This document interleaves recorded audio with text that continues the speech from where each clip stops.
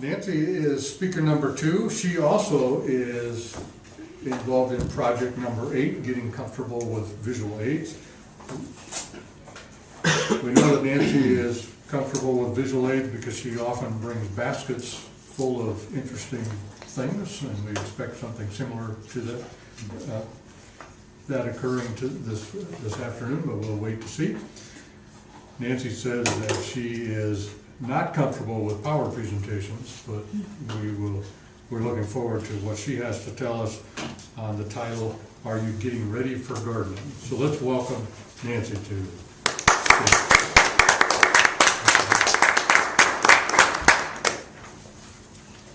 the basket.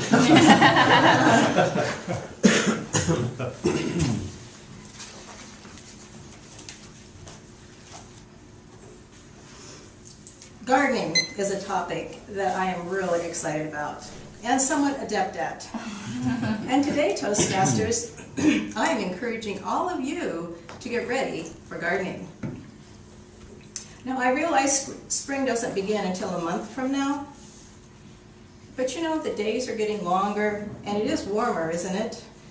Anyway, when I'm out there in my garden, I like to think about what I want to eat and what I want to grow, and think about how to do that. Well, today I'd like to share with you how I help others to learn about gardening and experience gardening, and I also want to talk about what is growing right now in gardens in the area. All right, so I assume some of you have heard about Four Rivers Community Garden, but I would like to tell you about this project because that's a great place for me to work with people in the community. And I teach people, other people teach me. It's a wonderful cooperative effort. Now, where is it? If you were headed south on 5th Street, as if you were going to the new science building, just go a half a block further, and on your left you will see a sign that looks something like this. This says Four Rivers Community Garden, plant the seed, and then under there it says share the harvest. So that's one of the places I like to hang out. This garden does many things. It was started years ago, and I was not involved in the starting process, but I took it over. An organization I belong to took over the project because it has to do with food in the community, and we supply at least half of what we grow there goes to the adjacent food pantry. So that's what we do. We grow food, we have fun, and we share it. And from this picture, I know it's very small, but you could get somewhat of an idea of what we do. This is gravel, but we grow in raised beds. And every year we seem to expand the number of raised beds. And in particular this year we are going to be doing that and looking for more soil. And we love to work with children. Here's some kids from the Boys and Girls Club that came there and had fun growing things with us.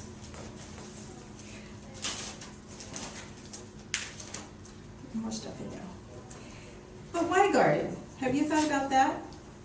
It is so satisfying. It stimulates all of our senses. Our sense of touch, we get to touch the soil, the seeds, the things that we grow. Our sense of smell is enhanced by flowers and just the breathing in the soil. What about sight? We get to see amazing things growing. And plus we have the experience of planting seeds, and you all know how small seeds can be, and watching them turn into a carrot or perhaps a sunflower. And that, I think, is an amazing experience for a lot of people, especially children. They really love that.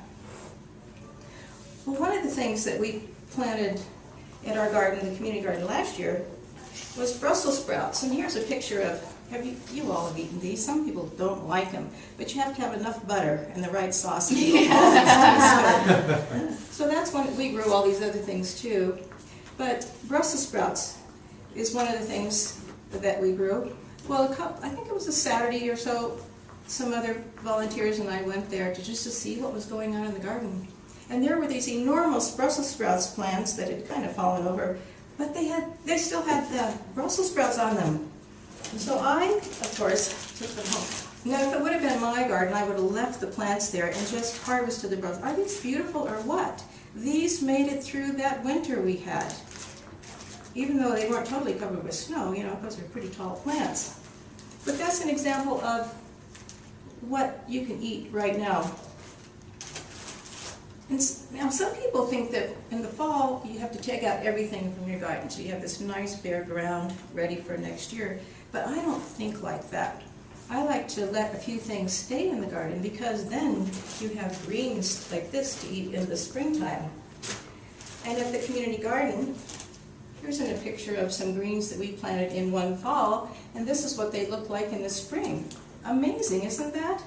They wintered over so that we could have this amazing food to eat. Well, I want to show you what I took this morning at the community garden, just to let you know that gardening is just a wonderful resource of fresh greens.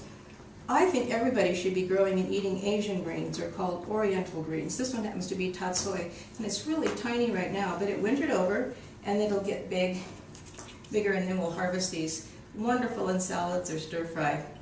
Easy to grow. They don't get aphids like a lot of the other plants in the cabbage family. They don't get bothered by bugs as much, so that's what I like about them. Kale. There are so many different colors of kale. It's just so exciting. I don't like it raw, but there's plenty of ways to cook it or steam it. And I know everybody here loves fresh spinach. I mean, we go to the grocery store and buy bags of it. We don't know where it's grown, maybe California or something this time of the year, but it doesn't look so great right now, but it's certainly edible.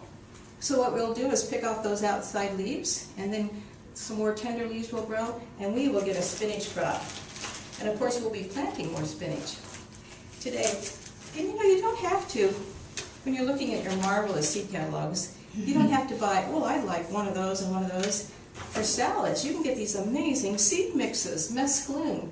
You can get hot and spicy, or some plain ones like this, full of lettuces and all those various oriental greens, mizuna and tatsoi, and they have fun names as well as great tastes. Those plants do. Well, as I mentioned, I work at the Four Rivers Community Garden. And there's a part of gardening that I'm sure if some of you have experienced, and that is that it is very healing. When kids were at home, I would come home from work.